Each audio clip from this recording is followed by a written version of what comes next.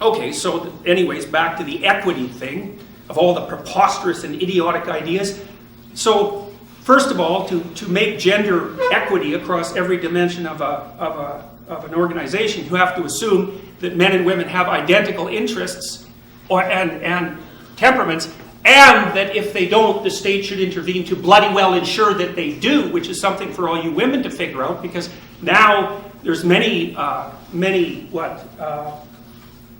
positions in society that women preferentially occupy. So what are you going to do about that? And what are you going to do about the Asians? Because they occupy preferential positions as well. You know, they're overrepresented in all sorts of professional institutions. And the probability is that that's going to increase. What are you going to do about that? What about the Jews? What are you going to do about them? Because they're in the same position as the Asians. You're going to put quotas on all those people? What kind of stupidity is that? And then it's worse too, because let's say you equalize women, and just for the sake of argument, across all these different dimensions of society. Well, then what are you going to do? Are you going to equalize for black women and Latino women and Asian women? Are you going to subtype black women? Because it's not like they're all the same. Are you going to ensure that women from lower classes are represented just as much as women from upper classes? And how many generations back are you going to go to check that? What about intelligence? What about attractiveness? How about height? How about weight?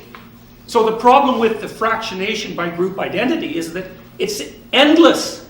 There's no way of ensuring equality across groups because there's an infinite number of groups. You can fragment group identity all the way down to the level of the individual, which is exactly what you should do, which is what we already did in the West. We figured, well, the ultimate diverse population is a population of individuals, so you let the individuals sort it out. No, we're going to replace that with group.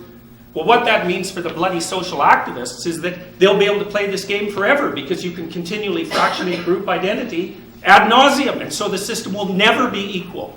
And you can bloody well be sure that as we implement social policy to make sure that all outcomes are equal, that the amount of space that you personally are going to have to maneuver in is going to shrink and shrink and shrink and shrink. We've already seen that happen in many societies. You'd think we would learn from the 20th century.